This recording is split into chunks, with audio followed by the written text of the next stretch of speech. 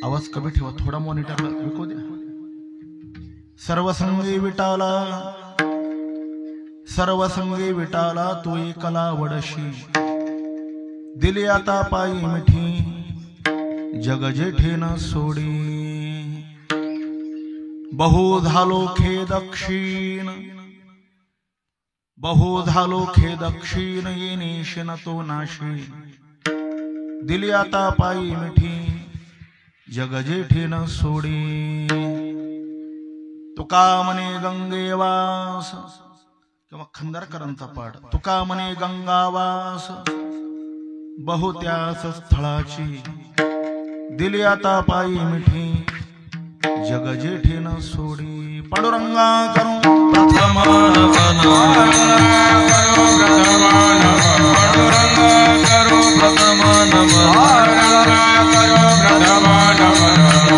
चरण संतांची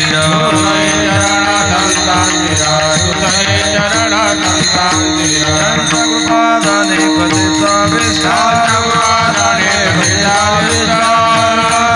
कथेचा विस्तार,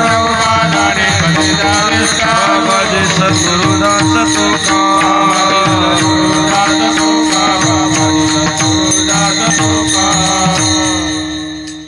जयांचे केल्या स्मरण होय सकळ विद्यांच्या अधिकरण. तेची वंदू श्री चरण श्री गुरूंचे, ते नमस्कारोनी आता. काय माझी वाणी मानेल संतांशी रंदव चित्ताशी अपुलिया. माझी वाणी तुझे वर्णी गुणनाम, ऐसे दे प्रेम काही कळा. मस्तक हे पायावरी वार करी संतांच्या, मुक्ताबाई नमो त्रिभुवन पावनी मुक्ताबाई, नमो त्रिभुवन पावनी. बोला मुक्ताबाई, नमो त्रिभुवन पावनी मुक्ताबाई, नमो त्रिभुवन मुक्ताबाई, नमो त्रिभुवन पावनी मुक्ताबाई, नमो त्रिभुवन पावनी मुक्ताबाई, नमो त्रिभुवन पावनी मुक्ताबाई, नमो त्रिभुवन पावनी. आद्यत्रय जननी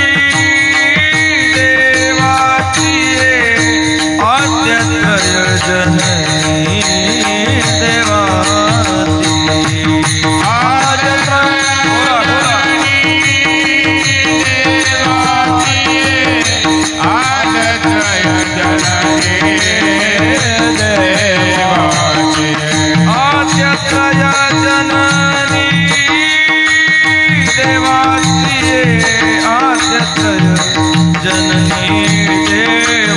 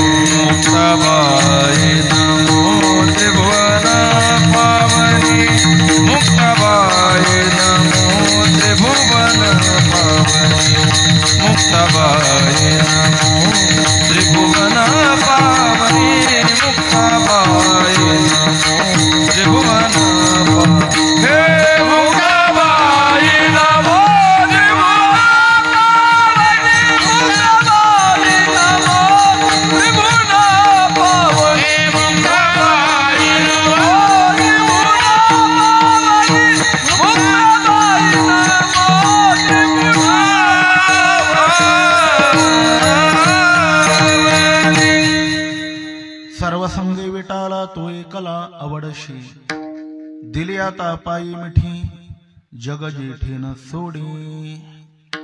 अनंत कृपामूर्ती भगवत पूज्यपाद विश्व उद्धारक विश्व कल्याण मूर्ती विश्व वंदनीय जगद्गुरु श्री तुकोबाराय.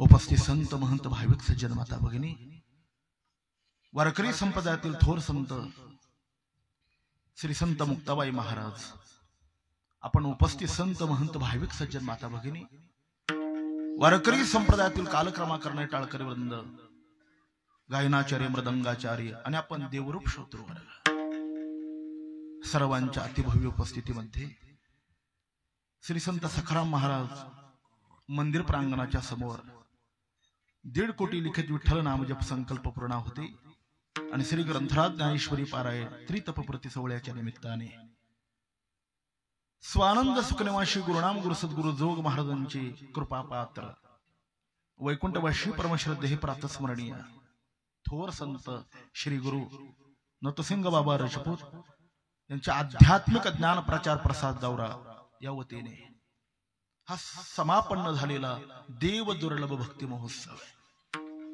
आज आपण 6व्या क्रमांकाच्या भगवत चिंतन सेवेत उपस्थित आहोत. सगळ्या जगाचा जर आपण अभ्यास केला तर एक लक्षात येईल, 84 लक्ष योनीमध्ये फिरणारा जो जीव आणि जंतू आहे हे सगळे प्रवासी. हा प्रवास करत असताना अत्यंत बुद्धिवान प्राणी जर कोणता असेल तर तो फक्त मनुष्य प्राणी अत्यंत बुद्धिवान आहे. एका बाजूला माणसाच्या विकासाचा आलेख प्रतिक्षण वर्धमान आहे. प्रत्येक क्षेत्रात त्याची प्रगती, ती राजकीय असेल, ती सामाजिक असेल, ती शैक्षणिक असेल. क्षमा मागून फक्त एक वाक्य बोलतो, अलीकडे तोच समाज आता अध्यात्मापासून इतका बाजूला जाऊ लागला आहे आणि सर्वात अधिक भारतीय आणि महाराष्ट्रीयन मंडळी हळूहळू नास्तिकवादी होऊ लागलेले. याची अनेक कारण आहे, पण त्यात एक महत्वपूर्ण कारण एसपी कॉलेजचे प्रिन्सिपाल गुरुवारी मामासाहेब दांडेकर सांगत असत. का समाज इतका नास्तिक झाला? त्याचं कारण आहे पाश्चात्य संस्कृतीचं अनुकरण हिंदूवासियांनी केलं आणि स्वतःच्या हिंदू संस्कृतीपासून अलीकडची तरुण मुलं बाजूला जाऊ लागली. त्याच्यामुळे नास्तिकवाद अधिकाधिक बोकाळलाय. देवा किती नास्तिकवाद, एक वाक्य सांगू, देवाने दिलेल्या तोंडानेच माणसं देव नाही म्हणतात, यापेक्षा जगात दुसरा नास्तिकवाद कोणता असेल? परंतु मी संत सम्राट श्री ज्ञानेश्वर महाराजांचं सैद्धांतिक एक वाक्य सांगतो. ज्ञानोबराय बोलतात, जगाच्या पाठीवर एकही मनुष्य नास्तिक नाही असं श्री संत ज्ञानेश्वर महाराजांचं स्पष्ट मत आहे. देखे मनुष्य जात सकळ स्वभावताची भजनशील झाले असे केवळ माझ्या ठाई. ज्ञानोबराय म्हणतात, जगाच्या पाठीवर एकही मनुष्य नास्तिक नाही. कदाचित पुरोगामित्वाचा बुरखा पांघरून लोक स्वतःला जरी नास्तिक म्हणवत असेल ना, ते म्हणायला जरी नास्तिक म्हणत असेल ना, पण आतून ते आस्तिकच आहे. कशावर? घडलेला प्रसंग सांगतो. पुण्याला पहिले एसपी कॉलेजचे प्रिन्सिपाल गुरुवारी मामासाहेब झाले. त्यांचा स्वभाव असा होता, जागतिक व्याख्याते ते वसंत उत्सवामध्ये पुण्याला बोलवायचे, प्रत्येकाला एक एक विषय द्यायचे आणि 90 मिनिटं त्याच्यावर त्या वक्त्याने त्या विषयावर बोलायचं. एक वाक्य अगदी क्षमा मागून बोलतो गुरुवर्य, अरे बाबा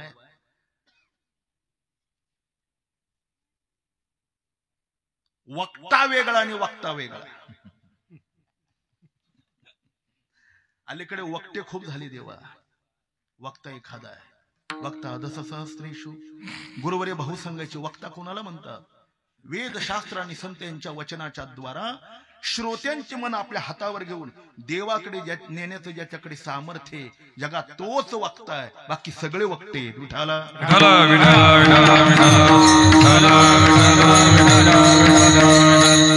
मामासाहेबांनी बोलवलेला तो वक्ता कसा असेल देवा? तो वक्ताच होता. त्याला विषय दिला होता जगात देव आहे की नाही म्हणून. तोही वक्ता दशसहस्रेषु होता महाराज. त्याने 90 मिनिटं इतकं प्रकर्षाने व्याख्यान केलं आणि ताकदीने पटवून दिलं जगात देवच नाही. अधिकाधिक माळकऱ्यांना घाम फुटला. 70 वर्ष घातली ती माळ विनाकारण की काय? पण समोर बसलेले एक अनुभवी वारकरी होता देवा.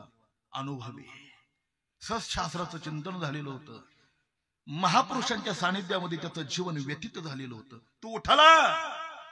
वारकरी असल्यामुळे मामासाहेबांच्या पुढे त्यांनी त्या व्याख्यात्याला असा नम्रपणाने कर जोडला. नमस्कार केला आणि सुंदर एक वाक्य विचारलं, सर 90 मिनिटं एकाग्र होऊन तुमचं मी आज व्याख्यान ऐकलंय आणि तुमच्यामुळे मला आज कळलं देव नाही म्हणून. त्यालाही बरं वाटलं, एखादा तरी माझ्या पक्षाचा आहे. पण लगेच दुसरा प्रश्न त्यांनी विचारला वारकऱ्यांनी, सर 90 मिनिटं मी बोललेलं अत्यंत एकाग्रतेने ऐकलं, पण मी तुम्हाला असं विचारतो, तुम्ही इतकं सुंदर कसं काय बोलू शकता? त्यावेळेला त्या प्राध्यापकाने उत्तर दिलं, बाबा ही देखील देवाचीच कृपा आहे. ऐका, देव आहे की नाही याच्यावर चर्चा करत बसत आपला वेळ कशाला राजा हो फुकट घालवता का?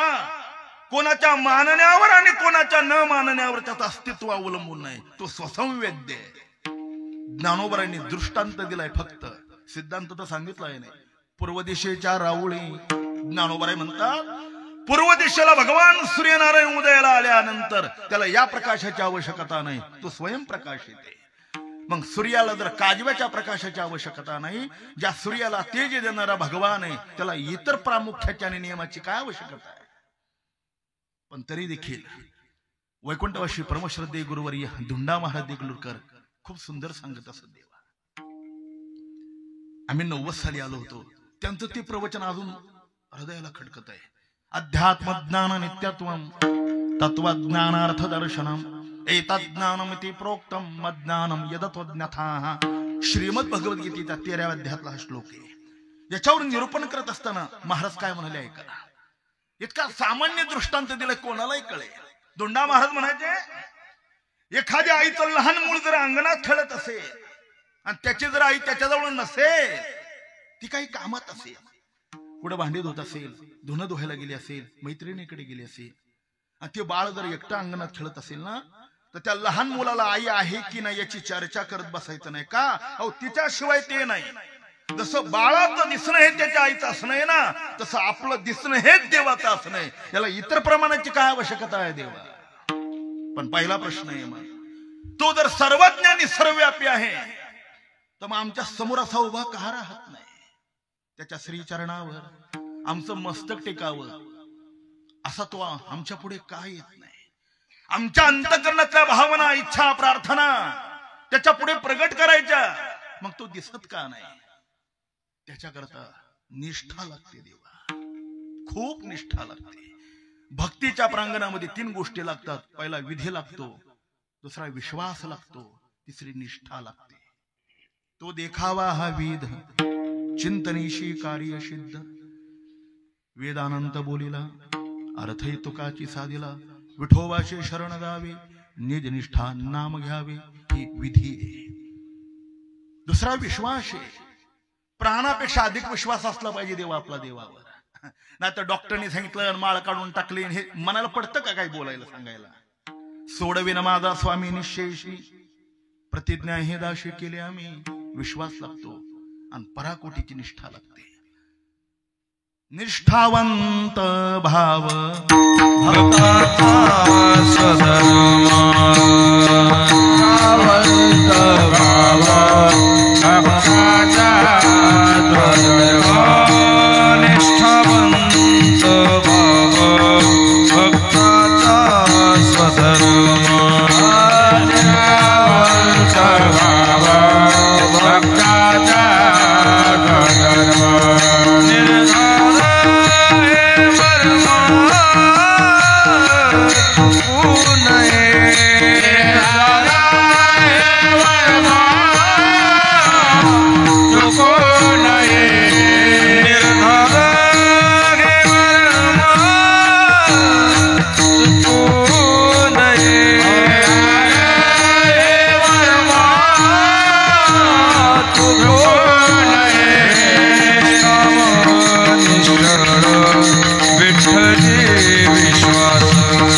निर्धार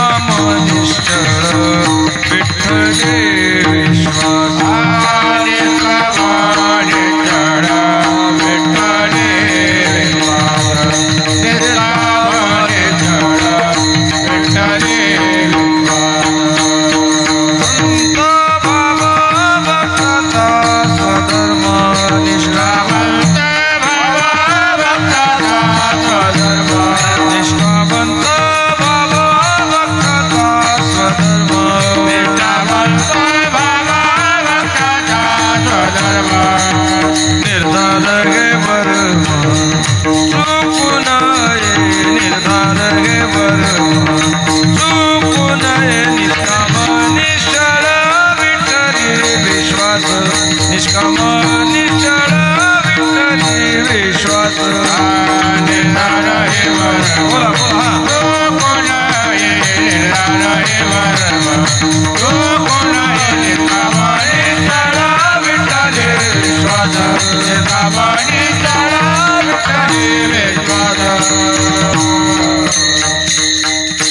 पराकुटीची निष्ठा लागते देवा.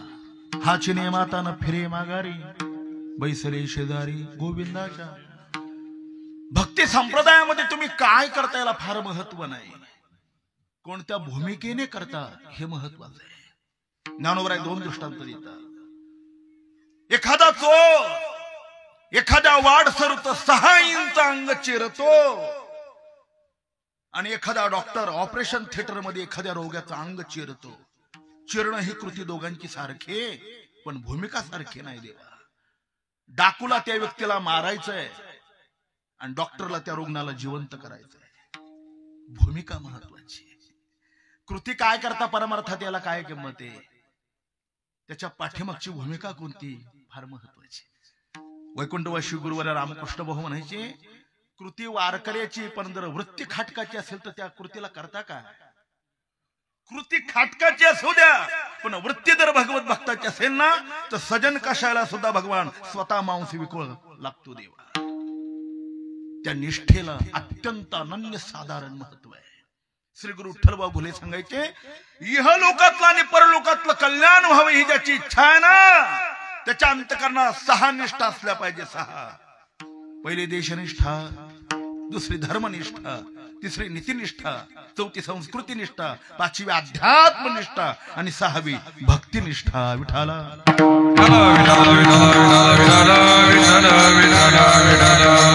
पहिली देशनिष्ठा असली पाहिजे. ज्या भारतभूमीमध्ये आपला जन्म झालेला आहे त्या मातीविषयी आपल्या अंतकरणात श्रद्धा आणि निष्ठाच असली पाहिजे. एक वाक्य बोलू क्षमा मागू. जो देशावर प्रेम करू शकतो ना, तोच देवावर प्रेम करू शकतो. जी माणसं देशाविषयी गद्दार आहे ती चुकूनही देवावर प्रेम करू शकत नाही. देवा 500 वर्ष ज्यांच्या येण्याची वाट बघितली आपण, हजारो साधूंनी आपल्या रक्ताचा बळी दिलाय. ते भगवान प्रभू रामचंद्र 22 जानेवारीला सिंहासनावर विराजमान होणार आहे. त्यांचं वाक्य बघा, विभीषणा जननी जन्मभूमीश स्वर्गात पेगरीयशी. जन्म देणारी आई मातृभूमी स्वर्गापेक्षा श्रेष्ठ आहे. देवा देशनिष्ठा असावी, दुसरी धर्मनिष्ठा असावी. श्रीमद भगवद्गीता सांगते, श्रेयां स्वधर्म विगुणः परधर्मात् स्वनिष्ठिता स्वधर्मम निधनम श्रियाः परधर्मो भयावह. काय तुकोबरांची भाषा आहे. धर्माचे पालन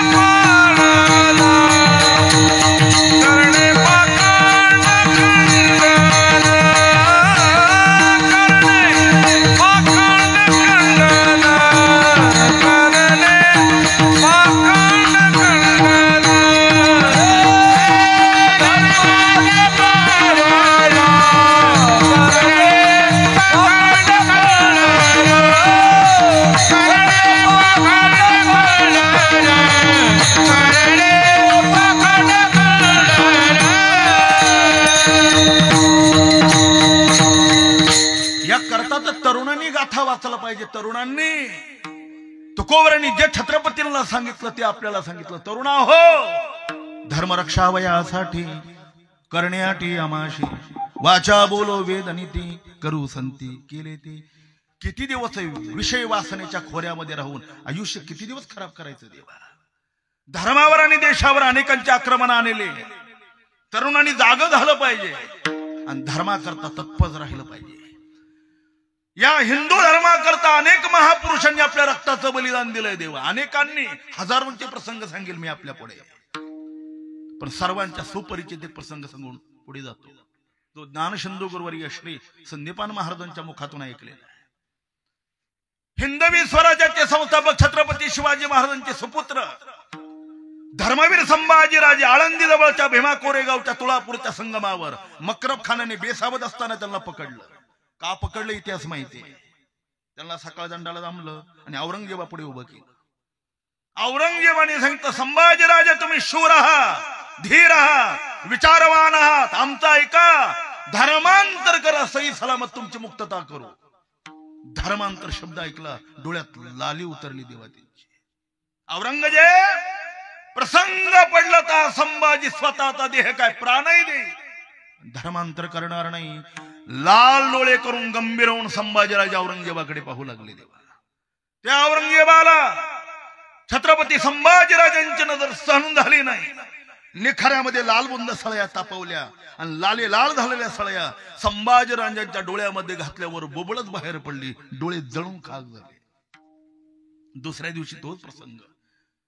राजे संभाजी माझा ऐका, या देशामध्ये मिळवलेली जेवढी राज्य आहेत औरंगजेब तुम्हाला दान दे. माझी आवडती मुलगी पत्नी म्हणून देण्याकरता मी तयार आहे. धर्मांतर करा. नकार दिला. ज्या जिभेने नकार दिला ना औरंगजेबाने चिमट्याने जीभ उपसली, आपल्या कुत्र्याला खाऊ घातले देवा. तिसऱ्या दिवशी एवढं उकळतं पाणी अंगावर टाकलं. बटाट्याची साल जशी बाजूला करावी तसं छत्रपतींची कातडी बाजूला केली. चौथ्या दिवशी घोट्यापासून पाय तोडले. पाचव्या दिवशी हात तोडला. एक दिवस नाही 18 दिवस हालाल केले देवा. 18 दिवस का? चैत्र शुद्ध प्रतिपदा हा भारतीयांचा नूतन वर्षारंभ दिन आहे. 31 डिसेंबर नाही. ज्याच्या धमनीमध्ये हिंदुत्वाचं रक्त आहे ना देवा, तो 31 डिसेंबर साजरा करणार नाही. आणि जर करेल तर खानदानी हिंदू होणार नाही तो, कारण आपला नाहीच ते. मगाशी गारोबाबाने सांगितलं, वाढदिवस दिवे लावण्याकरता देवाने आपल्याला जन्माला घातलंय, दिवे विझविण्याकरता नाही. कोणाच्या संस्कृतीचं आपण आकलन करतो आणि अवलंबन करतो याचा 100 वेळेला विचार करत जा देवा.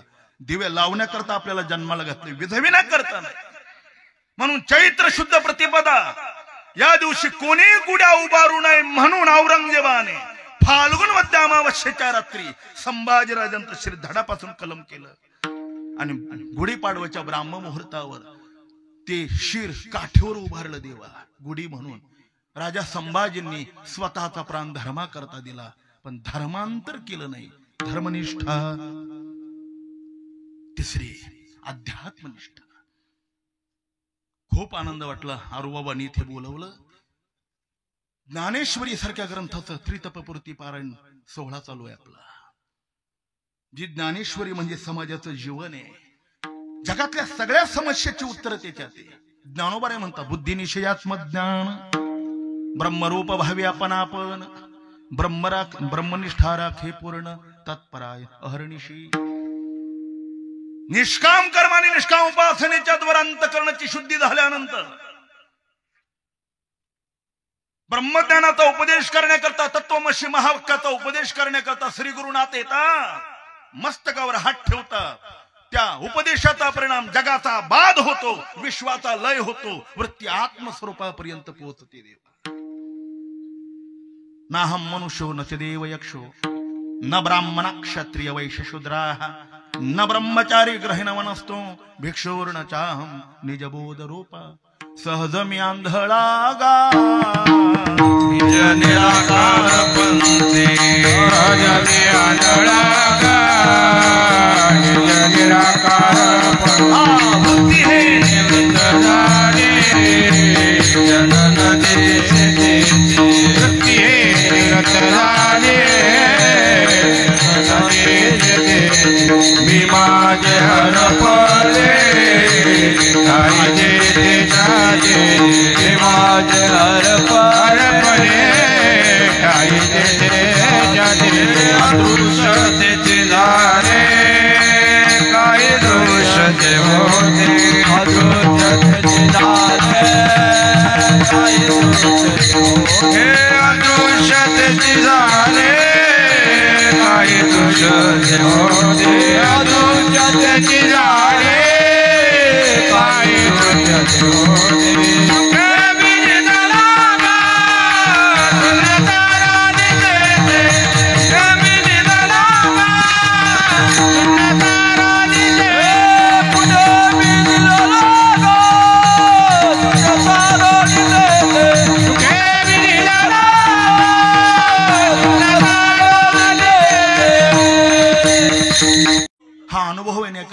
ज्ञानेश्वरीच्या सेवेशिवाय पर्याय नाही देवा. कारण जोपर्यंत अंतकरण शुद्धी होत नाही तोपर्यंत भगवत साक्षात्कार नाही.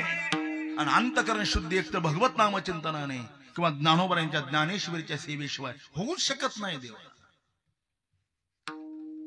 एक तर ती भगवत नामचिंतनाने होईल किंवा संतांच्या सेवेने होईल. ज्ञानेश्वरी सारखा ग्रंथ गुरुवर्य मामासाहेब दांडेकरांचं विधान आहे.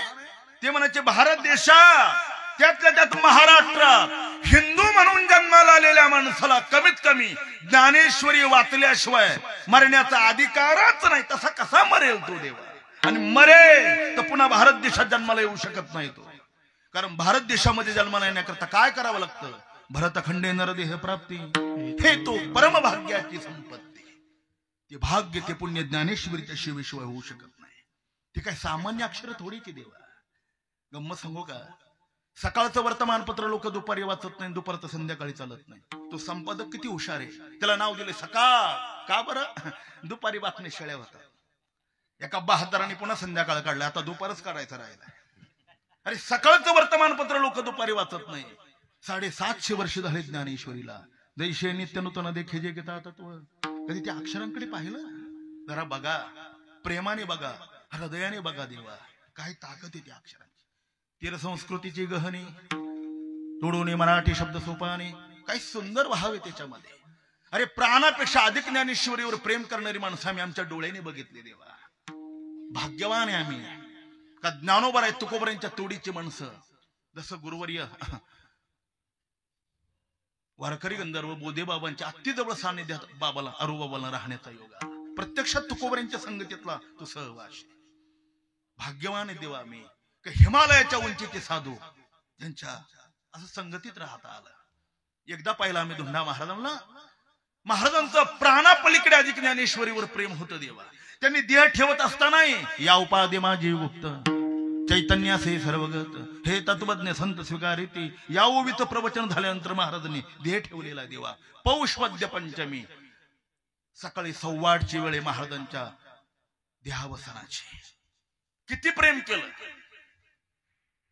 ज्यांच्या ज्ञानेश्वरीच्या श्रवण करता वाड्यामध्ये हजार श्रोते बसायला जागा मिळत नाही म्हणून अशी गटारावर पोतं टाकून ज्ञानेश्वरी ऐकायची देवा. वेळ लागलं होतं त्यांच्या वाणीचं आणि त्यांच्या ज्ञानेश्वरीचं. नंतर महाराज खूप थकले. इतके थकले की आता चंद्रभागेला जावं आणि स्नान करून यावं असंही शरीरामध्ये त्राण राहिलेला नव्हता. ती पहाटे उठायचे, पंचार्थ विधी करायचे, 2 पाय 2 हात तुम्हाला स्वच्छ धुवायचे, ऊर्ध्वपुंड लावायचे, मोठे महाराज कोसला पेटका बांधून असे व्यासपीठावर बसायचे. एकदा त्यांना प्रश्न विचारला. प्रश्न विचारणार आहे मला चांगला माहिती पण संभावितपणा आडवा येतो म्हणून नाव सांगत नाही. कसा प्रश्न विचारला तुम्ही धीरगंभीर होऊन ऐका. दुंडा महाराज ज्ञानोबरांची केवढी अनुकंपा तुमच्यावर आहे.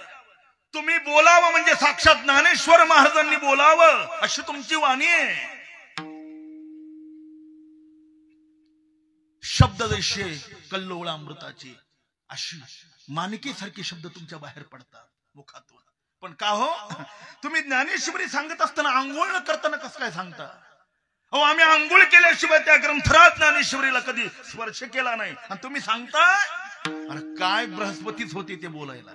ते म्हणाले अहो जसं लहान मुलाला आपल्या आईचं स्तनपान करण्याकरता आंघोळीची आवश्यकता नाही ना तशी ज्ञानेश्वरी माझी आई आहे आणि तिथं स्तनपान करण्याकरता मला आंघोळीची आवश्यकता वाटत नाही. इतकं हृदयाने आपण प्रेम केलं पाहिजे विठाला.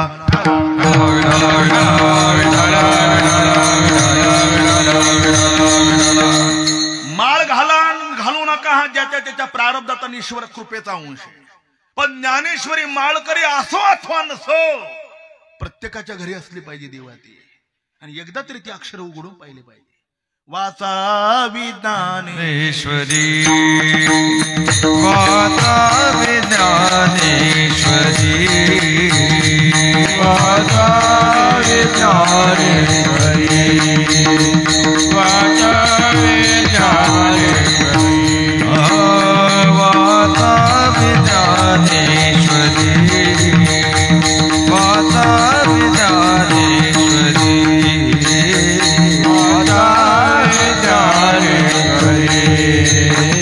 वाचावी ज्ञानेश्वरी डोळा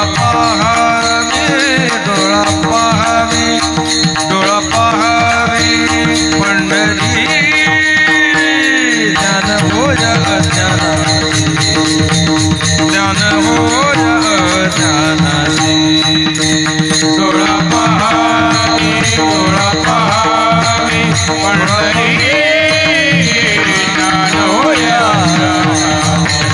अज्ञानाति ज्ञान होया माता विज्ञानेश्वरी डोळा पहावी पंढरी डोळा पहावी पंढरी डोळा पहावी पंढरी माता विज्ञानेश्वरी डोळा पहावी पंढरी डोळा पहावी पंढरी डोळा पहावी पंढरी. आरोबाबांच्या वाणीवर आपला जीव ओळून टाकावा देवा. मी तर ठरवलंय काय, मरून यावे त्यांच्या पोटी यावे. विठाला विठाला वाचावे ज्ञानेश्वरी डोळा पहावे पंढरी. कौतुक सांगू काय तरुणांचं, सकाळी उठल्या उठल्या तोंड न धुताना माणसं स्वतःचा 5 रुपये कष्ट केलेले असे बाहेर काढतात आणि त्या पेपरवाल्याला देतात.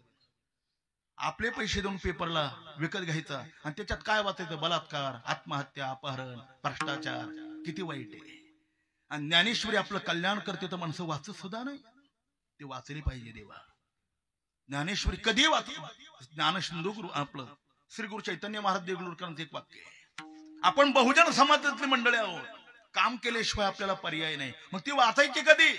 अहो दिवसभर काम करून अगोदर घरी या, प्रथम जेवण करा आणि जेवण झाल्यानंतर झोपायच्या अगोदर फक्त 2 पाय 2 हात तोंड स्वच्छ धुवा, पुढे ज्ञानेश्वरी ठेवा. अहो एकच ओबी फक्त वाचा, एकच, तेवढी एक ओवी जरी नित्यनियमाने जरी वाचली तर लक्षात ठेवा, संत सम्राट ज्ञानेश्वर महाराज तुमच्यावर कृपा केल्याशिवाय राहणार नाही देवा. ती सेवा व्यर्थ जाऊ शकत नाही. म्हणून ती निष्ठा ठेवा, अध्यात्मनिष्ठा, ते पुढे नीतिनिष्ठा आहे. शांतीब्रह्म मारुती बाबांचं वाक्य नेहमी प्रचलित. ते म्हणतात, जीवनातली सगळी मूल्य गेली तरी चालेल, फक्त आपल्या जीवनातला प्रामाणिकपणा जाऊ देऊ नका. ज्या दिवशी तुमच्या जीवनातला प्रामाणिकपणा जाईल ना, त्या दिवशी तुमचं सगळं जाईल. जोडून या धन उत्तम व्यवहारे, उदास विचारे वेच करी, उत्तमची गती तो एक पावेल, उत्तम भोगिल जीवखानी. छत्रपती शिवाजी महाराज लहान होते, त्यांच्या बालपणातले गुरु होते दादोजी कोंडदेव. अलीकडे नव्या विचारात खूप प्रश्न उत्तर आहेत, तिकडे आपल्याला जायचं आहे. वैशाख महिना, आंब्याला आंबे लागले होते आणि काही आंबे पाडायला लागले. आंबरीतून चालले होते दादोजी कोंडदेव. अचानक वादळी वारा सुटला. त्या वादळी वाऱ्याच्या चक्राने आंब्याचं झाड हलल्याबरोबर 2 परिपक्व झालेले पाड खाली पडले. दिसायला सुगंधित होते, आकर्षक होते ते. दादोजी कोंडदेव त्या पाडांच्या जवळ गेले, दोन्ही उचलून खिशामध्ये घातले, रस्त्याने चालले. माणसामध्ये 2 प्रकार आहेत, एक विचार करून काम करणारा, दुसरा काम झाल्यानंतर मग विचार करणारा. तेच झालं. आंबे उचलण्याच्या अगोदर विचार करायला पाहिजे, पण अगोदर आंबे खिशात घातल्याने विचार करू लागले, या आंबरेच्या मालकाने मला आंबा भेट म्हणून दिलेला नाही, मी सुद्धा तो पैसे देऊन विकत घेतलेला नाही. मग ज्या अर्थी कोणाला न विचारताना मी आंबा चोरला घेतला, त्या अर्थी मी चोरी केली, आणि ज्या अर्थी मी चोरी केली त्या अर्थी मला शिक्षा झाली पाहिजे. काय प्रामाणिक लोक आहेत. आणि आता हजार कोटीचा भ्रष्टाचार करतात तरी नाही होऊन पडतात देवा. काय म्हणायला पडतं, हे देशाला फुकट स्वातंत्र्य मिळालं नाही देवा. कित्येक तरी महापुरुषांनी आपल्या रक्ताचा थेंब न थेंब या मातीच्या स्वातंत्र्य करता खर्च केला. आमच्या माता भगिनींनी सौभाग्य दान केलंय या भूमीला. आज त्या भूमीमध्ये पानपोईचा ग्लास सुद्धा सुरक्षित राहत नाही. त्याला जर साखळीने बांधून नाही ठेवलं तर लोक तो सुद्धा चोरून घेऊन जातात. एवढी चोरटी मंडळी महाराष्ट्रात जन्माला यावी. किती दुर्दैव देवा. कधी याचा विचार केला, ज्यांची फोटो ग्रामपंचायतला लावतोय त्यांनी आयुष्य खर्च केलं देवा. ते काय म्हणत असतील, अह कटकटा करीती पितर, वंशी दुराचारी पुत्र झाला. ज्ञानोबरांची ज्ञानेश्वरी गाथा न वाचताना, समाजापुढे त्याचा प्रचार प्रसार न करताना इतर काही गोष्टी बोलणं म्हणजे ज्ञानोबराय तुकोबरायला काय वाटत असेल देवा. कधीतरी याचा विचार आपल्या मनात आला पाहिजे. ऐकणाऱ्याने सुद्धा किती विचाराने ऐकलं पाहिजे. महाराज म्हणायचे, काय ऐकावं याच्यापेक्षा काय ऐकू नये हे ज्या दिवशी श्रोत्यांना कळेल ना, त्या दिवशी वारकरी संप्रदायावर पुन्हा चांगले दिवस येतील देवा. पण ते तुमच्या हातात आहे. तुम्ही सुद्धा गांभीर्याने काय ऐकावं आणि वक्त्याने गांभीर्याने काय सांगावं दोघांचा समन्वय मनाचा झाला पाहिजे. विठ्ठल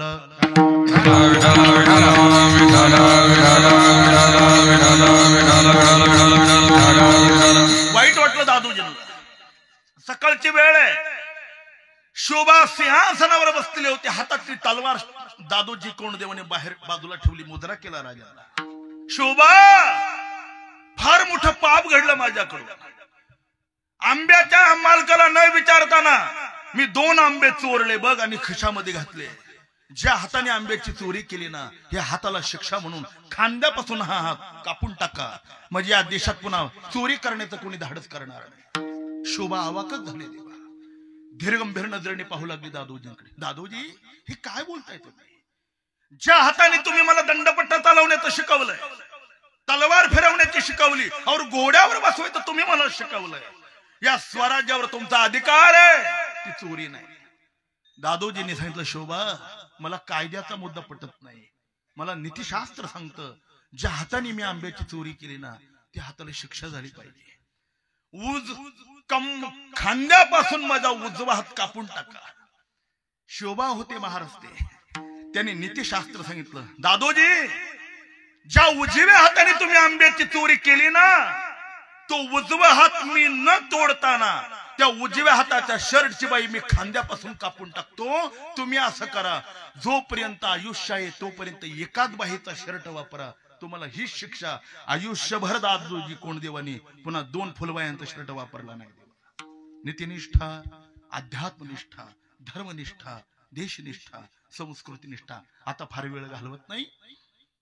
परमपूज्य प्रातस्मरणीय परिव्राजकाचार्य परमहंस स्वामी रामसुखदासजी सांगायचे, भारतीय संस्कृती सांभाळण्याकरता भारतीयांनी 4 गोष्टीत बदल करायचा नाही. कोणत्या 4? आपली देशभाषा, आपली वेशभूषा, आपलं खानपान आणि आपले देहसंबंध, यात बदल करायचा नाही.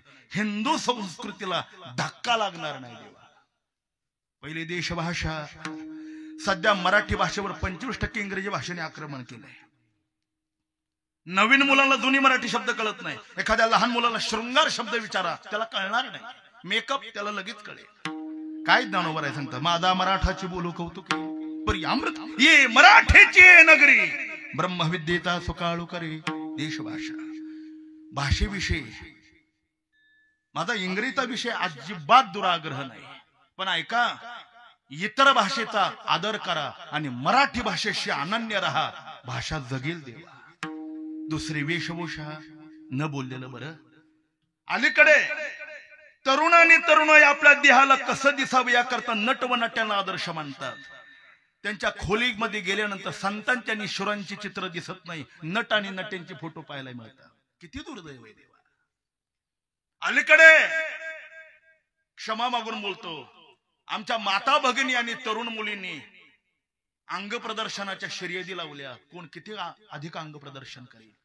त्या उत्तान वेश धारण करण्याचा परिणाम विकाराची जागृती होऊ लागली. देवा, वेशभूषा कसली असली पाहिजे. आम्ही पाहिलं नाही, पण परंपरेने आम्ही सर्वांनी ऐकलंय. SP कॉलेजचे प्रिन्सिपाल गुरुवर मामासाहेब दांडेकर कॉलेजला जात असताना देखील कधी आयुष्यात पॅन्ट वापरली नाही. त्यांनी धोतर, शर्ट, कोट आणि टोपी घालून मामा रुबाबदार आणि कॉलेजला जात होते. किती विशेष आहे देवा आपल्या वस्त्र भूषिता. ज्ञानोबराय म्हणतात, नाना कुलवती लपवी आपुले अंग. कुलवान कोणाला म्हणतात? जी माता, जी कुमारिका आपलं नखही परपुरुषाला दिसू देत नाही, ज्ञानेश्वर महाराजांच्या मताने तिला कुलवान म्हणावं. आता पुढचं बोलत नाही. ऐकलेला दादांचा प्रसंग आहे, कदाचित तुम्ही ऐकला असेल. स्वामी विवेकानंद शिकागो धर्म परिषदेला चालले. जात असताना वेशभूषा भारतीय होती. भगवा फेटा होता, भगवी लुंगी होती, भगवा कुर्ता होता. ते नेहमी सांगतात गुरुवर संदीप अंदाजा, काय भारत देशातील माणसं स्वभावाने भावनिक आहे आणि पाश्चात्य देशातील माणसं स्वभावाने चिकित्सक आहे. त्याचं कारण आहे, भावनेतून अध्यात्माचा जन्म झालेला आहे आणि चिकित्सेतून विज्ञानाचा जन्म झालेला आहे. स्वामीजी चालले, वेशभूषा भारतीय होते महाराज, पण चप्पल मात्र महाराष्ट्रीयन कोल्हापुरी नव्हती. ती शिकागोची परिधान केलेली होती आणि चालली स्टेजवर. एका पाश्चात्य तरुणाने वेशभूषा पाहिली. त्याच्या मनामध्ये शंकेचा काहूर झालं. तो जवळ गेला आणि लगबगने स्वामीजींचे चरण स्पर्श करून म्हणू लागला, स्वामीजी तुमच्या वेशभूषेकडे पाहिल्यानंतर मला प्रश्न गोंधळ करतोय, विचारू? काय प्रश्न आहे? ऐका, तुमची सर्वांगीण वेशभूषा भारतीय, तुमचा भगवा फेटा आहे, भगवी लुंगी, भगवा कुर्ता आहे, मग चप्पल आमच्या पाश्चात्य शिकागोची का? काय उत्तर दिलं स्वामीजी? ते म्हणाले, अहो तुमच्या देशातील संस्कृती भोगप्रधान आहे म्हणून पायाखाली तुडविण्याच्या निमित्ताने मी चप्पल धारण केली, आणि माझ्या देशातली संस्कृती त्याग प्रधान आहे म्हणून मी ती डोक्यावर धारण केली. याचा धरीला अभिमान. आपल्याला आपला अभिमान असला पाहिजे. वारकरी संप्रदाय संस्थेतली मंडळी, मी जसं पाहतो तसं औरवांना त्यांच्या वेशभूषेत कधी बदल झाला नाही. तरुणाला आदर्श नाही तर दोन माणसं मी संप्रदायात पाहिली, इथे आलेले समन्वय महर्षी उद्धवजी महाराज मंडळी, अत्यंत कीर्तनकारामध्ये श्रीमंत, गर्भ श्रीमंत व्यक्ती देवा. रोज वेशभूषा बदलायची म्हटलं तरी क्षमता आहे, ताकद आहे. त्यांच्या वेशभूषेतला बदल माझ्या 30-35 वर्षात मी पाहिला नाही. आणि आळंदीला आल्यानंतर गुरुवारी आरोबाबांच्या वेशभूषेत कधी बदल झाला नाही. अहो आठवडाभर शिकलेल्या आळंदीतल्या मंडळींची वेशभूषा जर पाहिली तो हा तमाजगरे का ते बँडवाले का नक्की वारकरी का 100 वेळेला विचार करावा लागतो, गांधावून ठरवावं लागतं. हा नाही, हा वारकरी दिसतोय. विठाला विठाला शाश्वत नाही देवा.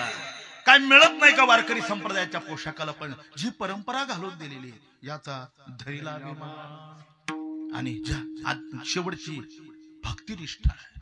तुकोबराय सांगतात, आम्ही नामाचे धार, आम्ही नामाचे धार, रेणू प्रकार वाणी, रेणू प्रकार सर्व भावे विठ्ठल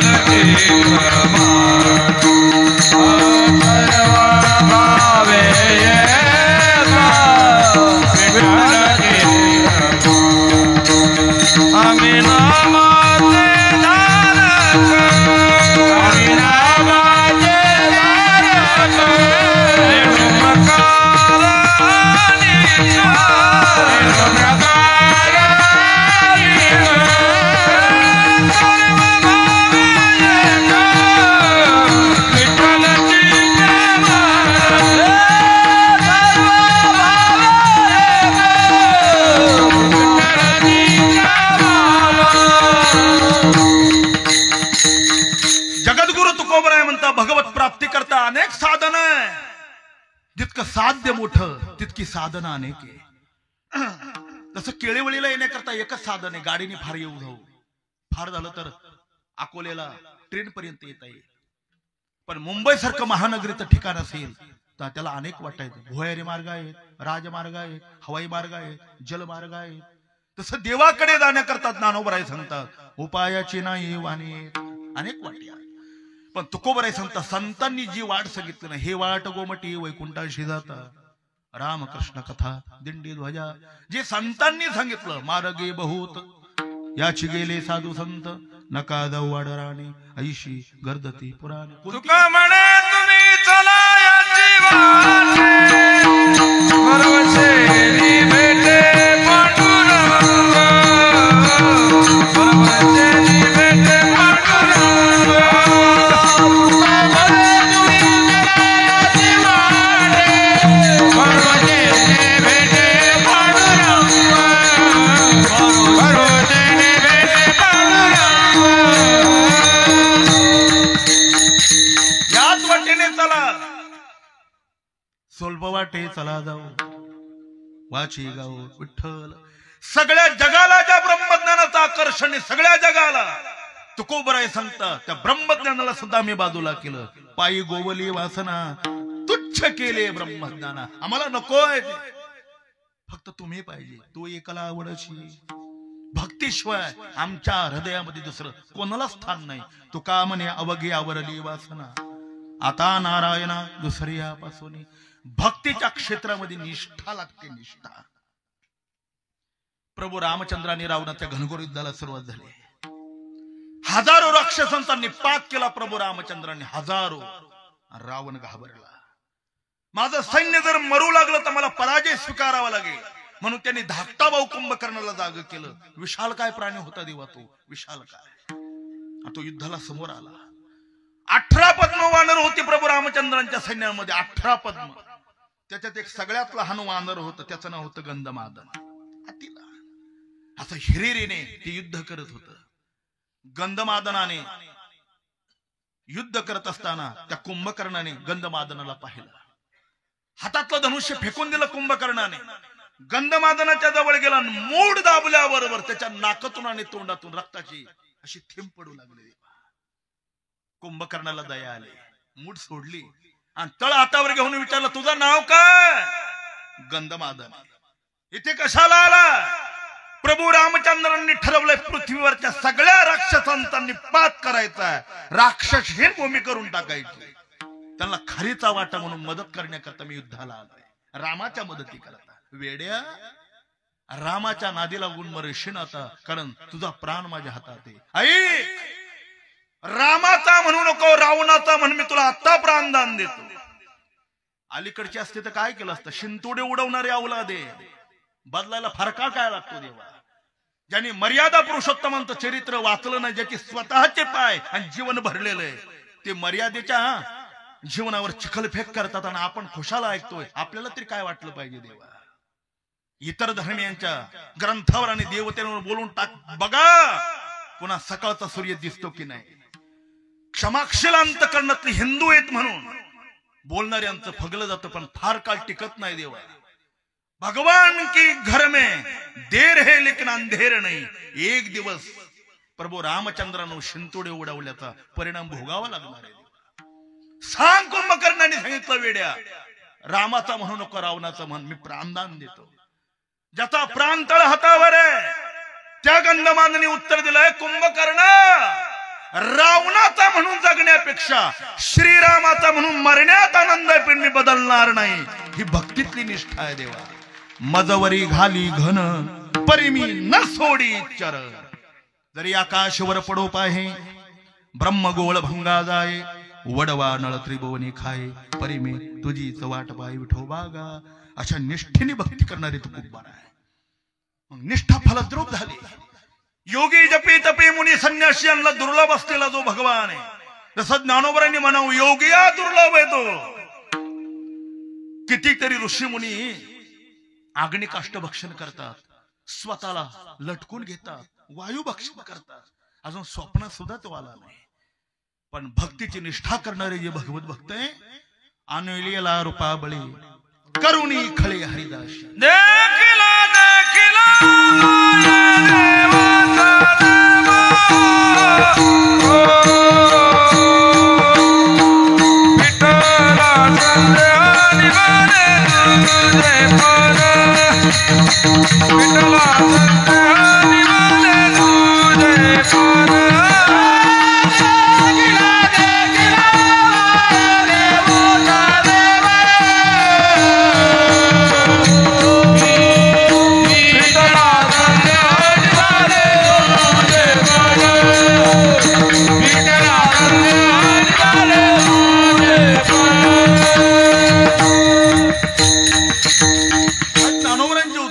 देखिला दिखला माय देवाचा हे देव फिटला संदेव नेमाले तुझे पण. या साधनेने जगद्गुरु तुकोबाराय साधना करत होते. साधनेचा परिपोक भगवत दर्शनात झाला. जगद्गुरु तुकोबारायच्या भगवत साक्षात्कारा करता खूप विवळ झालेले होते. रूपदा विकारी आता सहस्रभुजांच्या मंडिता किंवा दाबी रूपमद गोपिका रवना ठेवीने चरणावरी माथा, अशी लालाय झालेली वृत्ती. जसं त्या गवळीने म्हणतात, नाही देवा काय चुकलं असेल ती पदरात घाल, पण एकदा दर्शन दे. कानया रे कानया रे कानया रे कानया रे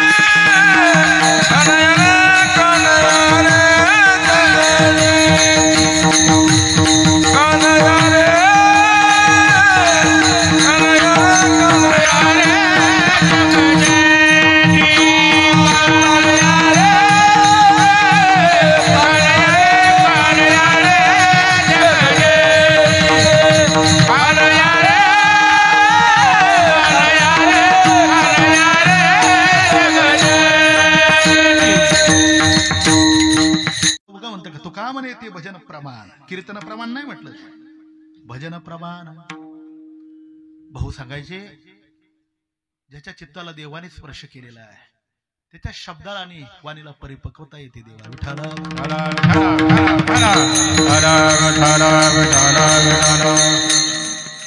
नळोबर आहे संत. शोक वियोग घडला सकळांचा, गेल्या शरण हा न्याय आमचा, केला उच्चार घडल्या दोषांचा, झाला प्रगट स्वामी तुकयाचा.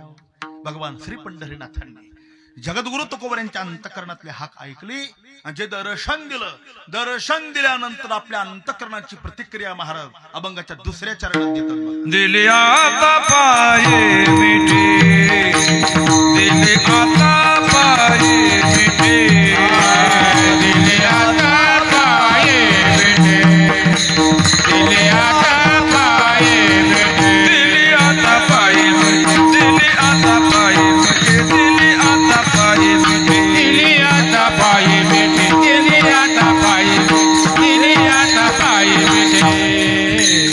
जग जेठी ना जोडी, जग जेठी ना जोडी, दिली आता पाये, दिली आता पाये मिठी.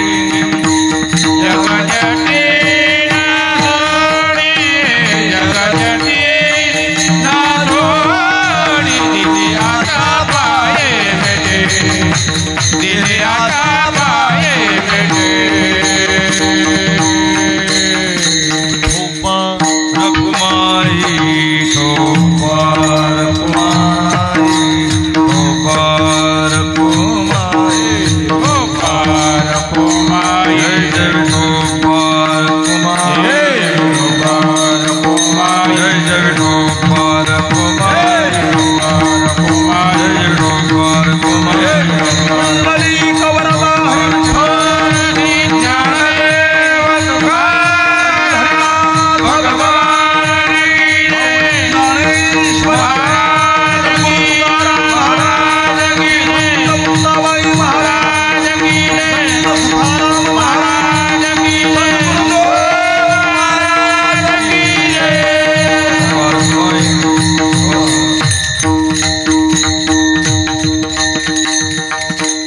भगवत साक्षात्कार झाल्यानंतर आपल्या अंतःकरणाची प्रतिक्रिया सांगतात. काय केलं तुम्ही देवाचं दर्शन झाल्यानंतर? महाराज सांगतात, दिली आता पायी मिठी, जग जिठी न सोडी. प्रभू पंढरीनाथांच्या चरणावर वंदी मी मिठी मारली. दोन प्रश्न आहेत, त्याचं उत्तर द्यायचं आणि सेवा समारोप करायची. देवाच्या पायालाच का मिठी मारावी आणि मिठी मारायची असेल तर कशाने मिठी मारावी, हे महत्वाचे दोन प्रश्न आहेत. पहिलं, देवाच्या पायाला काय मिठी मारायची? एखाद्या पुढाऱ्याच्या मारले तर निदान मिळून तरी काय, त्याच्या पायाला मिठी मारू. ऐका, आपण ज्यांच्या ज्यांच्या पायाला मिठी मारतो ना ते सगळे लक्ष्मीचे दास आहे आणि जगाचा मालक लक्ष्मीचा मालक आहे देवा, म्हणून त्याच्या चरणाला मिठी मारायची. तो लक्ष्मीचा दास नाही, आपण जगातले जेवढे श्रीमंत आहे ते सगळे लक्ष्मीचे दास आहे. तिच्या मनात आल्यानंतर रंग होती राजे यमाची घरी, आचरणे बरी नाही म्हणून भिकारी व्हायला फार वेळ लागत नाही. पण जगाचा मालक लक्ष्मी वल्लभ आहे. वल्लभ म्हणजे पती, लक्ष्मीचा पती तो मालक आहे, म्हणून त्याच्या चरणाला मिठी मारायची. प्रभूच्या चरण अन्नान्य विशेषाने फार गुणग्राह्य. प्रभूच्या चरणाचा महिमा विलक्षण महिमा आहे देवा.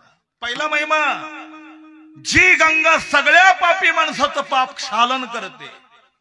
गंगो गंगती यो ब्रुयात योजनानां शतैरपि मुच्यते सर्व पापेभ्यो विष्णू कंस गच्छति. गंगेची काय ताकद, ज्ञानोबर आहे सांगता. फेडित पाप ताप, पोखित तिरीचे पादप, समुद्रादायाप गंगेचे दैशे. अहो स्नान सोडा, सकाळी ब्राह्म मुहूर्त नुसतं गंगा गंगा गंगा जरी म्हणाला तरी तिच्या नामोच्चाराने सगळ्या पापाचं क्षालन. वाचे म्हणता गंगा गंगा, सकळ दोष जाती भंगा, सकळ दोष जाती भंगा, सकळ दोष जाती भंगा. वाचे म्हणता गंगा गंगा, सकळ दोष जाती भंगा, सकळ दोष जाती भंगा, सकळ दोष जाती भंगा. वाचे महता गंगा गंगा, सकल दोष जाती भंगा. अशी पवित्र गंगा पांडुरंगाच्या डाव्या पायाच्या डाव्या अंगठ्यामध्ये विराजमान आहे देवा. म्हणून वारकऱ्यांनी पहाटे प्रभूच्या नुसत्या डाव्या पायाचं दर्शन जरी घेतलं तरी गंगा स्नानाचं पुण्य मिळतं देवा. त्याच्या दिवसभर केलेल्या पापाचं क्षालन होतं. ही ताकद प्रभूच्या चरणामध्ये. जिथे गंगा विराजमान आहे, भीमानी चंद्रभागा तुझे चरणीचे गंगा तिथे विराजमान आहे. दुसरा महिमा, दारिद्र्य नष्ट होतं प्रभूच्या चरणामध्ये आणि वैभव लक्ष्मीची प्राप्ती होते. प्रभूच्या चरणावर अशी सामुद्रिक आहेत. परमपूज्य प्रातस्मरणीय वेदशास्त्र संपन्न श्री गुरु चंद्रशेखर महाराजांचे वडील सांगायचे म्हणतात, तीर्थरूप एकनाथ महाराज देगलूरकर ते म्हणायचे, प्रभूच्या चरणावर अशी काही सामुद्रिक आहे. जसं पूर्वीचा काळ एक असा होता म्हणतात, लग्नाला मुलगा उपवर झाला की मुलाचे वडील मुलीच्या घरी जायचे. जायचं एवढं लांबून का बोललो आपल्याला माहिती. अलीकडची मुलं आपल्या बापाला हा बिलकुल त्रास देत नाही. बाबा आपुली आपण करा सोड. काय कळतो मुलीत, रंग कळतो, रूप कळतं, याच्या पलीकडे काय कळत. पण पूर्वीचा एक काळ असा होता, लग्नाला मुलगा उपवर झाला का मुलाचे वडील मुलीच्या घरी जायचे. तिच्या वडिलांना सांगायचे, तुमच्या लक्ष्मीचे पाय धुवा. ती ओल्या पायाने घेऊन या, पण बघा पाय पुसायचे नाही, आम्हाला लक्ष्मी पूजन करायचंय त्याचं. पूर्वी फरशांची व्यवस्थाच नव्हती. सारवलेल्या जमिनीवर ओल्या पायाचे ठसे पडले की ज्ञानोबांनी शब्द बोललेला, क्रांतदर्शी पुरुष त्या पायाच्या पाऊल खुणाकडे पाहतो आणि लगेच कळतं मुलगी सुलक्षणी का कशी. आता कोणाच्या पायाचे ठसे कसे आहेत कीर्तना सांगून अन्याय होण्याची शक्यता नाकारता येत नाही. लोक घरी जाऊन रात्री बायकाचे पाय पाहत बसून दाखव म्हणते. अजून 2 दिवस कीर्तन आहे. पण नाथ भागवतात नाथ महाराज काय सांगतात बघा, ध्वजांकुश वृद्ध रेखा दोन्ही पायी पद्म देखा. पंढरपूरला या, पांडुरंगाच्या उजव्या पायावर ध्वज आणि अंकुशी 2 सामुद्रिक आहे आणि डाव्या पायावर वृद्धरेषा आणि 2 पद्म ही सामुद्रिक आहे. तिथं पाहण्यापर्यंत आपल्याला उभंच राहू देत नाही. मग म्हणून आळंदीला या. विनामंडपा प्रज्ञाचक्षु समन्वय महर्षी गुलाबराव महाराजांच्या प्रसादाने ज्ञानेश्वर महाराजांची प्रासादिक प्रतिमा त्या विनामंडपात आहे. ज्ञानोबराय पांडुरंगाचे अवतार आहे, अवतार पांडुरंग. आणि त्यांनी पद्मासन घातलेले. त्यांच्या चरणाकडे बघा, ज्ञानोबरायांच्या उजव्या चरणावर ध्वज आणि अंकुश आणि डाव्या चरणावर वृद्धरेषा आणि पद्म ही 4 सामुद्रिक आहेत. ही 4 सामुद्रिक ज्याच्या चरणात येत ना, ज्ञानोबरायत म्हणतात, ती पाय धुवावयाची दैवा पात्र झाली. लक्ष्मी पायत होती तिथे. मनुष्य प्रभूंच्या दर्शनाच्या त्याच्या चरणाचा स्पर्श जर झाला, दरिद्री कसा राहील. अक्षय झालेली संपत्ती पण सुदामाला स्पर्श केला, गाव सोनियाचा दिला. सुदामा ब्राह्मण दुःखे दरिद्री पिढीला, पण अक्षय झालेली संपत्ती औक्षण करण्याच्या वेळेला अक्षय करून टाकली. तू श्रीमंत झाला देवा. तिसरं कारण आहे, प्रभूच्या चरणामध्ये जडाला चिद्रूप करण्याची फार मोठी शक्ती आहे. सांगल ती वेळ जाईल. पंचवटीला गौतमांनी आपली पत्नी अहिल्याला शाप दिला होता, तू शिळाहून पडशील म्हणून. जनकपुरीला ज्या वेळेला भगवती सीतामातेच्या स्वयंवराची बातमी विश्वामित्र ऋषींना कळाली आणि प्रभू राम आणि श्री लक्ष्मणाला घेऊन निघाले विश्वामित्र आणि पंचवटीला आले आणि त्या गौतमांच्या शुद्र झालेल्या त्या आश्रमाकडे गेले आणि शिळेला प्रभू रामचंद्राला सांगितलं, याला पाय लावा. रामचंद्राने पाय लावला नाही, डाव्या पायात नुसता अंगठा त्या शिळेला लावला तर शिळा होती मनुष्य झाली. ज्याच्या चरणाचे चाले किंवा शिळा होती मनुष्य झाली. थोर कीर्ती वा खान्नली, लंका दहन केले हनुमंती काशाने. राजा जनकाला एक फार मोठं शिवधनुष्य मिळालेलं होतं भगवान शंकरांच्या कृपेने. ती इतकं मोठं होतं देवा, हजारो लोकांना उचलतच नव्हतं. म्हणून ते असं राजदरबाराच्या पुढे ठेवलं होतं. आपली धनत्रयोदशी असते ना, त्या धनुर्यागाच्या दिवशी फक्त त्याची पूजा केली जायची, कारण ते उचलतच नव्हतं कोणाला. आणि आता तर काय पाव बटर खाण्याचं कामच नव्हतं तिथे. ज्या काळात क्विंटलची पोती गुडघ्याला लावून उचलणारी लोक होती, त्या काळात ते उचलत नव्हतं. तर आता कसं उचलत देवा, त्या समोर ठेवलं होतं. पण नियम असा होता, राजघराण्यातल्या दाशा ज्या दिवशी घर सारवायला यायच्या, मग ती शिवधनुष्याची जागा अशी सारवत असताना त्याच्या खालतं ते तसं कोरडं राहायचं, 4ही बाजूने सारवून घेतलं जायचं. त्यानं ते उचलत नव्हतं. बरोबर सीतामाता 8 वर्षाच्या झाल्या, 8 वर्षात भवित कन्या, 8 वर्षाची आई साहेब माता जगनकी झाली. तिने ती पाहिलं आणि एके दिवशी सांगितलं, आई मी सारवू का ग? होय सारव. सीतामातेने आईचा होकार मिळाला. डाव्या हातामध्ये पाणी घेतलं आणि उजव्या हातामध्ये शेण घेतलं. देवा सारवता सारवता शिवधनुष्या जवळ आली. आणि काय आश्चर्य बघा, हजारो माणसाला जे शिवधनुष्य हलत नाही, 8 वर्षाच्या भगवती सीतामातेने ते डाव्या हाताने उचललं आणि उजव्या हाताने त्याच्या खालचं सारवून घेतलं. राजा जनकाने पाहिलं, तोंडात बोट घातलं, बाप रे बाप, हे आपली मुलगी नाही, शक्य होणार नाही. कोणातरी आदिशक्तीचं प्रागट्य आपल्या जनकपुरीला झालंय. निर्णयच घेतला.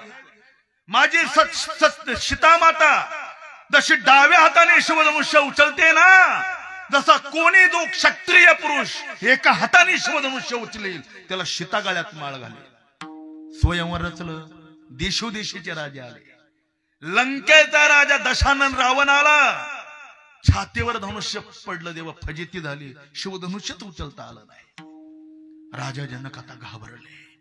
क्षत्रियांची सभा, भारत देशातलं एकही क्षत्रिय शिवधनुष्य उचलू शकत नाही म्हणून राजा जनक घाबरले आणि विश्वामित्रांपुढे बोलू लागले, गुरुजी विनाकारण हा पण केला. जर या देशात एकही क्षत्रिय नाही जो शिवधनुष्य उचलू शकेल, त्याला माझी सीता कशी द्यायची? ती कुमारी राहील, काय करावं? विश्वामित्राने अभय दिलं, जनका चिंता करू नको. विश्वामित्रांची नजर प्रभू रामचंद्रांकडे गेले. श्रीराम उठा, भारत देशातल्या सगळ्या क्षत्रियांची लज्जा तुमच्या हातात आहे, बसवू नका. आता तुम्हाला शिवधनुष्य उचलण्याची गरज आहे. श्रीराम होते देवा. ते विश्वामित्रांचं दर्शन घेतलं. देवा समान राजा आहे, राजाचं दर्शन घेतलं. ज्या प्रसादाने शिवधनुष्य मिळालं त्या शिवधनुष्याचं दर्शन घेतलं आणि श्रीरामांनी डाव्या हाताने शिवधनुष्य उचललं आणि उजव्या हाताने कांडणी लावली. ताण दिल्याबरोबर शिवधनुष्य मोडलं. देवा सीतामाता माळ घालण्याकरता आल्या. सीतामाता उंचीने होत्या लहान आणि राम होते उंचीने उंच. यांचा हात काय त्यांच्या गळ्यापर्यंत पोहोचत नव्हता आणि ते काय खाली वाकत नव्हते. 10 वाजून 10 मिनिटे झाली होती. आता हे लग्न लागायचं कधी? जेवायचंय, घरी जायचंय, उद्या यायचंय. तिथे एक वयोवृद्ध मनुष्य होता, म्हातारा, अयोध्येतला. ए रा, माझी सीता किती वेळ हातामध्ये वरमाला घेऊन उभी, तुम्ही वाकत का नाही? वाका की. तुम्ही मनात म्हणते, बाबा वाकायला काय अडचण आहे, पण मी जर आता वाकलो तर पुन्हा तुम्ही नाव ठेवसाल, पहिल्यांदा कसा बायको पुढे वाकलं म्हणून वाकत नाही. आता करणार काय? लक्ष्मणांच्या लक्षात आलं, श्रीराम असे वाकणार नाही. सांगू, देवाने तुमच्या पुढं वाकावं ना, त्याच्याकरता वैष्णव व्हा, पण नुसती वैष्णव नाही, निका वैष्णव व्हा. ते उंच नींच काय, ह्या अभंग बघा, सगळी कामं केली. अर्जुनाची गोडी धुतली अनंते, संकटे बहुते निवारे. किंवा चोखोबाची बहीण झाला शारंगधर, चोखोबाची बहीण झाला शारंगधर, वहिनी उघडादार हाका मारी वहिनी उघडादार हाका मारी. चोखोबाची बहीण झाला शारंगधर, चोखोबाची बहीण झाला शारंगधर, वहिनी उघडादार हाका मारी, वहिनी उघडादार हाका मारी. चोखोबऱ्यांकरता त्यांची बहीण झालं. काय होणार नाही, तो सर्व काय होतो. फक्त निका वैष्णव होण्याची गरज आहे. ती लक्ष्मण जे होते त्यांच्या लक्षात आलं, श्रीरामाशी वाकणार नाही. स्वतः पुढे गेले. आपल्या वारकऱ्यांमध्ये नवे नवे हिंदू संस्कृतीची प्रणाली अशी, छोटा मनुष्य जेव्हा मोठ्यांचं दर्शन घेतो ना, तेव्हा मोठा त्याला प्रतिनमस्कार करतो, पाया पडे जन एकमेका. श्रीरामांच्या दर्शनाकरता श्री लक्ष्मण गेले आणि लक्ष्मणाने प्रभूंच्या चरणाला स्पर्श केल्याबरोबर प्रतिनमस्कार करण्याकरता राम खाली वाकले. शेतीने संधी साधली, गळ्यात माळ टाकली. एक काम झालं देवा. आता दुसरं काम, बोहल्याहून खाली उतरल्यानंतर पत्नीने अगोदर आपल्या मालकाचं दर्शन घेण्याची पद्धती आहे. सीतामाता दर्शनच घेत नव्हत्या. जवळच्या कलवऱ्या होत्या ना, त्या म्हणू लागल्या, सीते अगं तू किती भाग्यवान आहे, जगाचा मालक श्री रघुनंदन तुझे पती आहे आणि तू त्यांचं दर्शन घेत नाही. त्यांनी सांगितलं यांच्या चरणाचा काय महिमा आहे फक्त आम्हा दोघांनाच माहिती. एक मला दुसरा भक्ताला. काय महिमा आहे का? अहो येता येता येता येता त्या आईला शापित पडलेली होती, शिळावून त्यांच्या चरणाला स्पर्श केला आणि ती सजीव मनुष्य झाली. मग कलवरेने सांगितलं तू कशाला चिंता करते? तू मनुष्य, राजाची राणी, एका राजाची मुलगी, मग तुला दर्शन घ्यायला काय अडचण आहे? ती म्हणाली तीच तर अडचण आहे. म्हणजे मी राजकन्या असल्यामुळे माझ्या डोक्यावर हा मुकुट आहे बघा, आणि मुकुटाला छोटे छोटे छोटे हिरे बसवलेले. हिरे म्हणजे दगडाची अतिउच्च जात. मी दर्शना करता जर खाली वाकले, हिऱ्यांचा स्पर्श प्रभू रामचंद्रांच्या चरणाला होईल. हिरे हिरे राहणार नाही, सगळ्या स्त्रिया होतील आणि माझ्या सवती होतील. त्यापेक्षा दर्शनच घ्यायला नको. ज्यांच्या चरणामध्ये जडाला चुद्रूप करण्याची ताकद आहे, आणि शेवटचं ज्यांच्या श्री चरणामध्ये अहंकाराला घालवण्याची ताकद आहे. परमात्मा अभिमान द्वेषित्वात असं नारद भक्ती सूत्र सांगितलं. कामी मनुष्य आवडतो देवाला, क्रोधी आवडतो, पण त्याचा ना अहंकाराचं 36 आहे देवा. तिळभरे जरी होया विमान, मेरू तो समान भारदेवा, ज्ञानियाच्या घरी चोदविता देव, तेथे अहंभाव पाठी लागे. पंढरपूरचा इतिहास माहिती. श्यामा नावाच्या वेश्याला कानोपत्रा नावाची जी मुलगी होती, किती सुंदर होती देव. संत कवी महिपती महाराजांनी ती चरित्र लिहिलंय. प्रातस्मरणीय मृदंग महर्षी गुरुवरे पांडुरंगबाबा वैद्य सांगायचे. त्यांचं ते गमतीचं वाक्य असं, ते म्हणायचे कानोपत्रेने पानाचा विडा जर तोंडात टाकला तर तो घशातून दिसत होता देवा. आपल्यासारखं म्हशीच्या कातड्यासारखं थोडंच होतं ते, असे वैद्यबा म्हणायचे. रट कातड इतकं कोमल होती कानोपत्रा. देवाच्या दर्शनाला गेली, ती दगडाची काळी कुट्ट मूर्ती पाहिली, तिला वाईट वाटलं. मला वारकऱ्यांनी फसवलं, तो सुंदर आहे म्हणतात.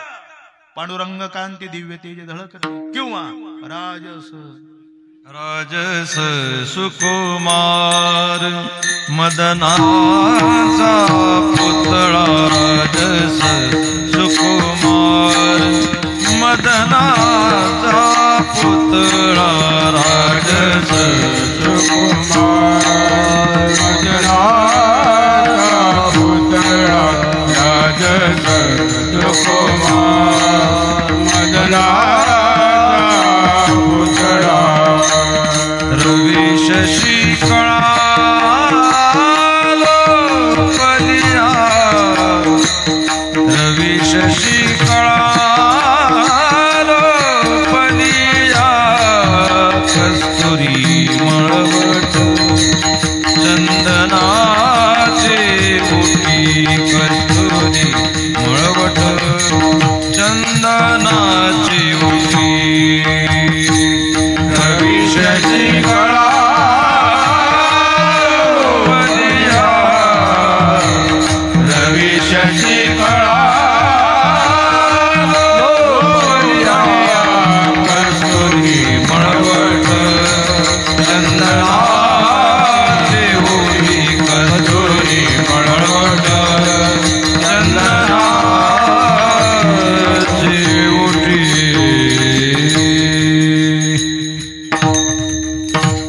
या प्रमाणाने कळालं असेल. श्रीकृष्णाच्या सौंदर्यापुढे लक्ष्मी भुलूनी झाली वेडी. मदन पोटाला बापुढे एके कोणीकडे इंद्रचंद्र. यदादितगतं तेजो जगत भासयते खिलम. यच्चंद्रमशी यच्चाग्नो तत्तेजो विद्यमामकं. ज्या भगवंताचा उजवा डोळा म्हणजे सूर्य आहे, ज्याचा डावा डोळा म्हणजे चंद्र आहे देवा. असा प्रकाशमान आणि सुंदर असलेला, पण त्याच्याकरता चांबड्याच्या डोळ्याने तो कसा दिसेल त्याला दिव्य चक्षु लागतात. आणि ते कानोपत्रेला प्राप्त झालेले नव्हते. तिला वाईट वाटलं, वारकऱ्यांनी मला फसवलं, त्याच्या सौंदर्याचं माझ्या पुढे वर्णन केलं म्हणून मी इथे आले. मी नाही डोकं ठेवणार देवाच्या श्रीचरणावर. पद्धती बदलली देवा तिची. रावळाजवळ आलेली, पांडुरंगाच्या मूर्तीजवळ आलेली होती ती. तिने आपलं डोकं ठेवलं नाही, मग आपला उजवा हात पांडुरंगाच्या डाव्या चरणावर ठेवला. हाताचा चरणाला स्पर्श झाल्याबरोबर तसाच खड्डा पायाला पडला. आणि मग कानोपत्रा माता दचकल्या. माझ्या सुकुमार आणि नाजूक बोटाने जर त्यांच्या चरणाला खड्डा पडतोय, तो माझ्यापेक्षा किती सुकुमार आहे. आणि अभिमानाचा चक्काचूर झाला आणि कानोपात्रा मातेने भगवान श्री पंढरीनाथांच्या चरणावर आपला देह समर्पण केला। अभिमान घालवण्याची ताकद प्रभूच्या चरणामध्ये आहे, म्हणून तुकोबराय सांगतात दिली आता पायी मिठी। कशाने मिठी मारली हो? कर्माने मारलेली मिठी सुटू शकते, ज्ञानाने मारलेली मिठी कदाचित अभिमानाला जन्माला घालते देवा। हा अभिमान भलता विचित्र आहे, एका सप्त्याचे 2 सप्ते त्यांनी केले। माणसात माणूस राहू दिला नाही अभिमाना। नवला अहंकाराची गोठी विशेषण लग्या ज्ञाना पाठी, सज्ञानाची धुंबे कंठी नाना संकटे नाचवी। म्हणून देवाला मिठी मारायची तर फक्त एकच प्रमाण आहे, प्रेम रसे बैसली मिठी आवडी लाठी मुखाशी, प्रेमाने मिठी मारावी। पण ते बाजारू प्रेम नाही बरं, माझं तुझ्यावर प्रेम आहे, घाल तिकडे चुलीत ते प्रेम आणि माझं तुझ्यावर प्रेम, हे असलं कसलं प्रेम? प्रेम कशाला म्हणतात ऐकायचंय? जे स्वतः करता केलं जात नाही, ज्याच्यामध्ये स्वार्थ नाही, जे आपल्या करता नाही, त्याला प्रेम म्हणतात। निर्निमित्त आकर्षण, त्याचं नाव प्रेम आहे। देवाची आचाडे आळवावे देवा, ओस देह भावा पाडवण्या, आणि ते प्रेम फक्त देवच देतो। प्रेम देवाचे हे देणे, देव भावदाय देणे, न धरावे मने शुद्धी देश काळाचे। आपल्या प्रेम कशाला म्हणतात माहिती का? ज्याच्यामध्ये त्याग आहे आणि ज्याच्यामध्ये समर्पण आहे, ते प्रेम आहे। माझं तुझ्यावर प्रेम म्हणतो, मनासारखं नाही झालं तर घातही करतो, त्याला कसलं प्रेम म्हणतात? स्वार्थ जिथे दडलेला आहे ते प्रेम नाही। प्रेमामध्ये त्याग लागतो आणि प्रेमामध्ये समर्पण लागतं। त्या प्रेमाने देवाच्या चरणाला मिठी मारावी लागते। तुकोबराय सांगतात प्रेम रसे बैसली मिठी आवडी लाठी मुखाशी। छोटासा प्रसंग सांगतो, भजन करा विठाला। महाराष्ट्रात जसे अनेक संत झाले, 108 संतांचा अवतार झाला, तसं उत्तर भारतामध्ये बिल्वमंगल नावाचे भगवत भक्त होऊन गेले। त्यांना कोणी सुरदास म्हणतंय। सुरदास तारुण्यात होते, अति कामांध होते देवा। त्यांचं लग्न झालं, पत्नी न सांगताच माहेरी निघून गेली। दिवसभर आपली पत्नी कुठे काय माहित नाही म्हणून काही मनाला वाटलं नाही। रात्री घरी आले, आपली पत्नी घरी नाही, मन सैर बहिर झालं। सासरवाडीला जाऊन आपल्या पत्नीला भेटायचं नाही तर तिथं राहायचं किंवा घेऊन यायचं, या हेतूने निघाले। खोर अंधारी अमावस्येची रात्र, गावाच्या बाहेर नदी दुथडी भरून चाललेले, नदीच्या पलीकडे सासरवाडीच्या ठिकाणी जायचं कसं म्हणून नदी जवळ आले। काठावर बराच वेळ वाट बघत बसले, नाव नाही, होडी नाही, जायचं कसं? थोड्या वेळाने लाकडी ओंडका अंधारात वाहून आल्यासारखं दिसलं, त्याच्यावर बसले पलीकडे गेले।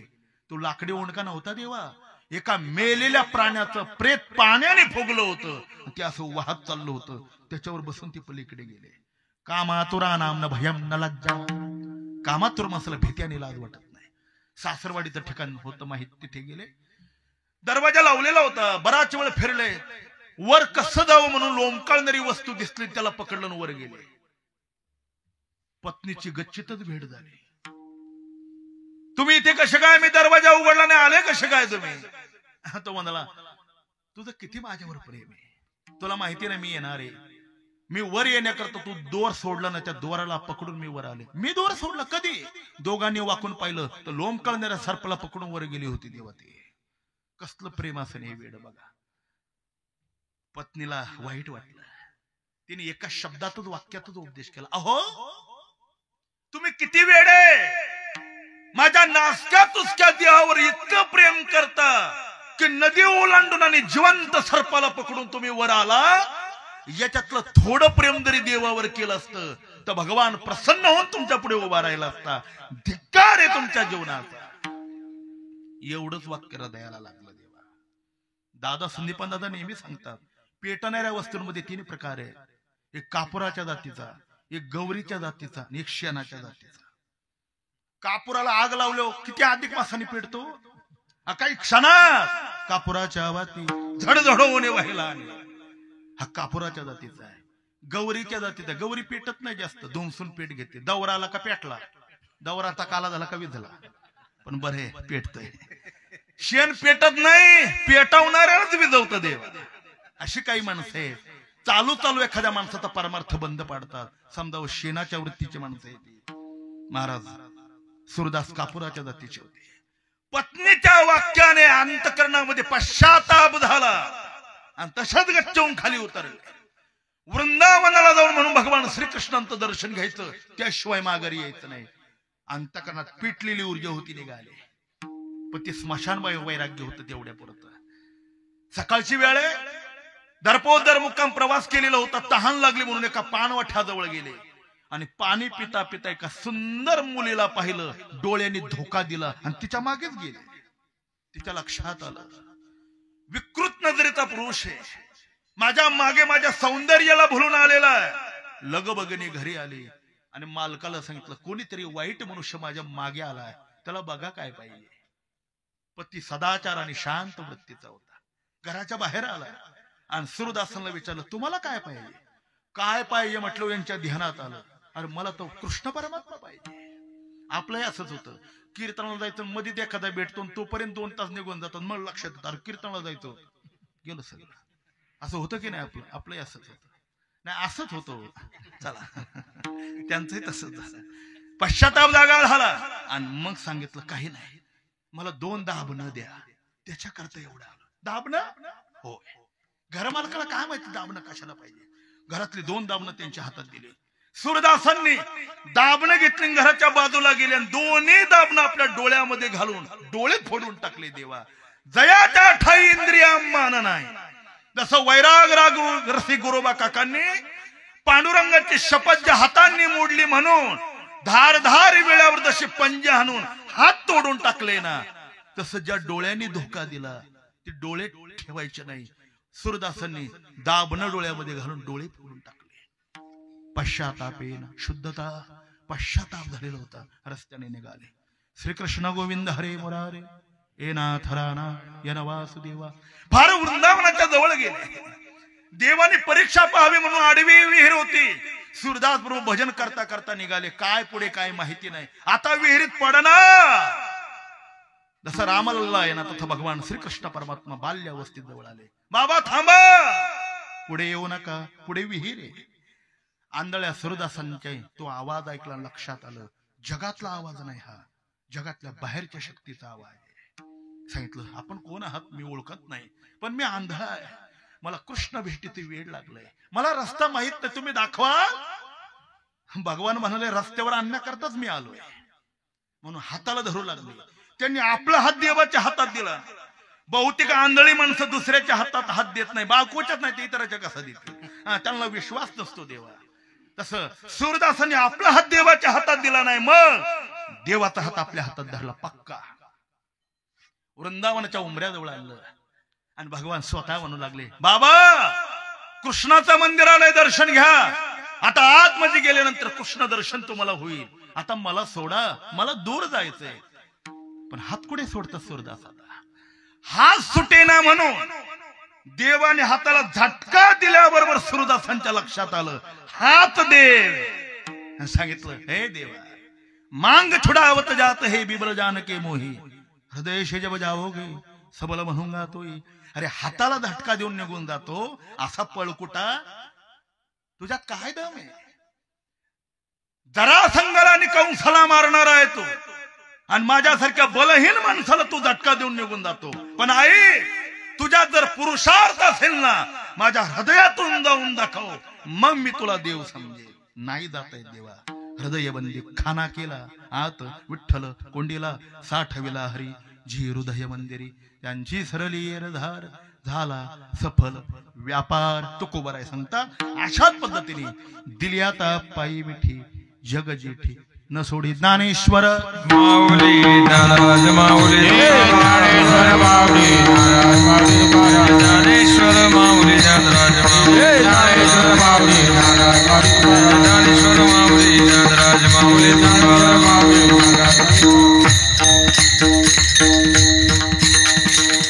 त्यांच्या चरणाचा परिणाम आतापर्यंत शीन आणि संकट होतं ते सगळं निवृत्त झालं. देवाचं दर्शन झाल्यानंतर देखील तुमचे चरण निवांत राहिले मन, कास या तेजीने प्राणा पुलागे बाय केव्हा आता कुठे धावे मन. तुझे चरण देखलिया भाग गेला शीन गेला अवघा झाला आनंद. असं त्याच्या चरणामध्ये काय, तुका म्हणे गंगेवास बहुत्यास स्थळाची. हे सगळं करण्याकरता केवढा पुरुषार्थ करावा लागला, सर्व संगी विटाला. तो एकला आवडशी. जगावर जे प्रेम करणारं मन होतं ना, त्या मनाला ताकदीने आणि पुरुषार्थाने आम्ही आवरलं आणि प्रभुचरणावर समर्पण केलं, त्याच्यावरच प्रेम केलं. जसं ज्ञानोबराय सांगतात, तुझी नवाही नगा देवराया बहु आवडशी जीवापासून. पंढरीनाथ तुमची शपथ घेऊन सांगतो का जगातल्या संसारातल्या कोणत्याच विषयावर माझं प्रेम नाही, ते प्रेम फक्त तुमच्यावर आहे.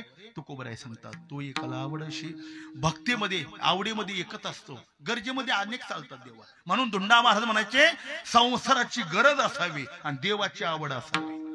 निर्वाहापुरती अन्न छाद या गोष्टी लागतात, पण आवड आणि प्रेम फक्त एकावर केलं जातं, जे संतांनी केलंय, जे परमपूज्य गुरुवर्य नथुसिंग बाबांनी वारकरी शिक्षण संस्थेवर केलं. देवा आपल्या आयुष्याचा क्षण ना क्षण आणि रक्तातला थेंब ना थेंब तत्वज्ञानाचा प्रचार प्रसार तर केलाच, पण संस्थेच्या सर्व विद्यार्थ्यांना व्यवस्था व्हावी म्हणून दारोदार आणि दौरा मंडळाच्या वतीने प्रत्येकाच्या घरापर्यंत पोहोचले.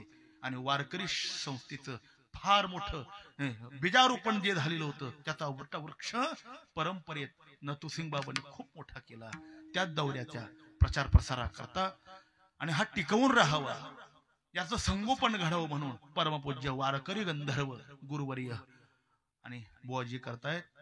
पंढरीनाथ महाराज आरो त्यांचं सुद्धा विशेष वाटतं. रोजचा प्रवास, शरीर प्रकृती नादुरुस्त असताना देखील बाबांचा दौरा सप्ताह सातत्याने चालावा, समाजापर्यंत हे तत्वज्ञान पोहोचावं. अंध मंद धुंद झालेला या तरुणाला याच्यातून बाजूला काढावं. आणि जसं तुकोबराय म्हणतात ना, आता जागविली अवघे जन, ज्यांनी सतत फड जागविला रे, असं समाज जागा करण्याकरता ही मंडळी अहोरात्र प्रयत्न करते. माझं परम भाग्य या भूमीमध्ये, ज्या भूमीला परमपूज्य प्रातस्मरणीय गाथामूर्ती बोधेबाबांचे चरण लागले, ज्यांच्या घरामध्ये राहिले, तिथं बाबांचं वास्तव्य झालं. अशा चरणाजवळ आणि ते असताना नाही येण्याचा योग आला, पण ते गेल्यानंतर त्या मातीमध्ये येण्याचा आणि मातीचं दर्शन घेण्याचा योग आला. जसा परंपरेचा नियम आहे, चंद्रभागेच्या वाळवंटामध्ये चप्पल घातली जात नाही का?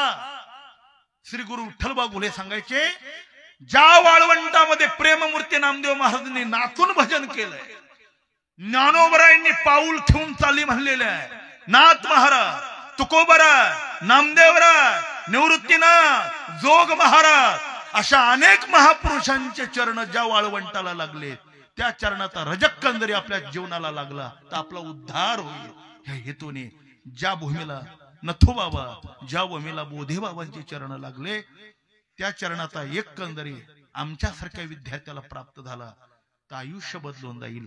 आणि भगवत साक्षात्कारा करता जे अनेक प्रतिबंध येतात ना, त्या प्रतिबंधाचा नाश होईल. कारण तेनीच पंथी चालू जाता, न पडे गुंता कुठे काही. या प्रासादिक स्थळावर श्री संत सखाराम महाराज मंदिर प्रांगण केळीवेळी या ठिकाणी 1.5 कोटी लिखित विठ्ठल नामजप संकल्प पूर्ण होती. आणि श्री ग्रंथराज ज्ञानेश्वरी पारायण त्रितपपूर्ती सोहळ्याच्या निमित्ताने गुरुवर्य बाबांचा हा दौरा सप्ताह आणि या ठिकाणी 6व्या क्रमांकाची भगवत चिंतन सेवा अवगाहन करण्याचं सौभाग्य माझ्यासारख्या एका विद्यार्थ्याला प्राप्त झालं. या भूमीमध्ये या अभंगावर काही चिंतन करण्याचा जो विचार करण्याचा प्रयत्न केला, तो माझ्या बुद्धीचा नाही, एक अक्षर याच्यातलं माझं नाही. देवा स्वानंद सुखनिवाशी गुरुनाम गुरु सद्गुरु जोग महाराजांच्या परंपरेत ज्ञानसिंधू संदीपान महाराजांसारखे, भाऊंसारखे, जे अनेक श्री गुरु विठ्ठलबा घुल्यांसारखे ज्या महापुरुषांचं श्रवण केलं, त्यांचाच प्रसाद मी आपल्या पुढे ठेवला आहे. जे योग्य ते सद्गुरु जोग महाराज वारकरी शिक्षण संस्थेचे बोलण्याच्या ओघात जो आजागळ वाक्य बाहेर पडले, जे बोलू नये ते बोललं गेलं, तो माझ्या स्वतःच्या वाणीचा दोष आहे. मातृपितृ अंतःकरणाने आपण मला क्षमा कराल अशी सद्भावना व्यतीत करतो. इथे मृदंग महर्षी श्री हरिभक्तीपरायण चंदू महाराज पांचाळे, वारकरी संप्रदायातील सगळी दिग्गज मंडळी, साधना करणारे माझे सर्व गुरुबंधू मंडळी, परिसरातील कीर्तनकार, प्रवचनकार, कथाकार आणि वारकरी संप्रदायावर पोटच्या मुलापेक्षा अधिक श्रद्धा आणि विश्वास ठेवून या संप्रदायाची सेवा सहृदयाने करणारे आपण सर्व भगवत भक्त मंडळी, आयोजक आणि नियोजक सर्वांच्या चरणारविंदी हृदयपूर्वक नमस्कार करतो, वंदन करतो आणि थांबतो. तुझे केले तुमच्या समर्पणे पायी झालो उतराई पांडुरंगा, शेवे माझी जमाधरा. कृपा करा शेवटी. बाबा म्हणा तुका म्हणे गंगे वास, तुका म्हणे गंगे वास,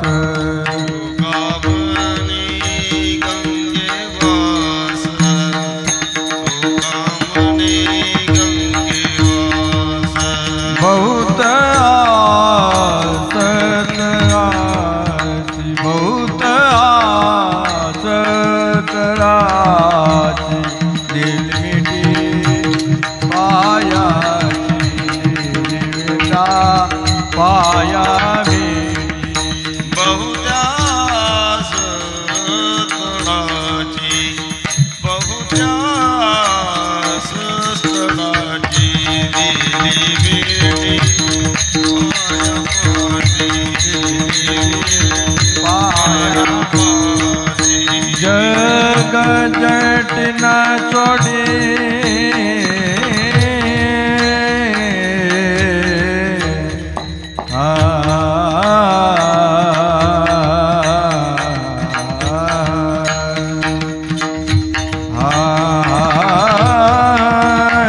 जग जट न छोड़ी,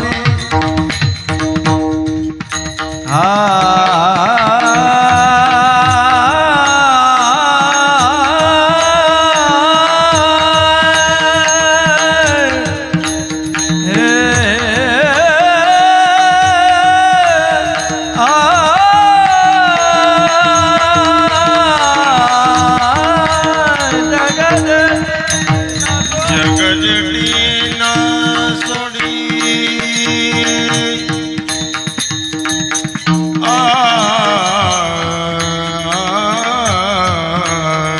जगजटी न सोडी, जगजटी न सोडी, जगजटी जगजटी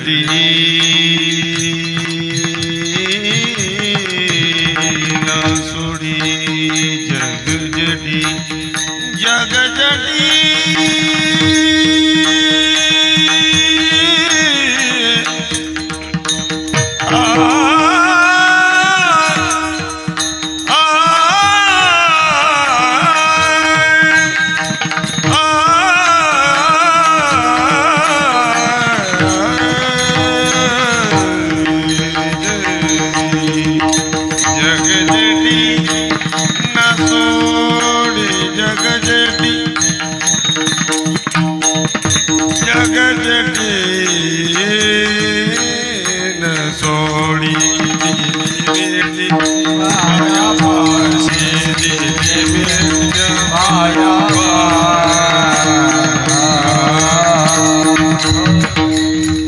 जय जय विठ्ठल, जय जय विठ्ठल, जय जय विठ्ठल, जय जय विठ्ठल. बोले दिले कुरे वेळी वाकोळे उत्तरी, विचारला अधिकार मिया फुला,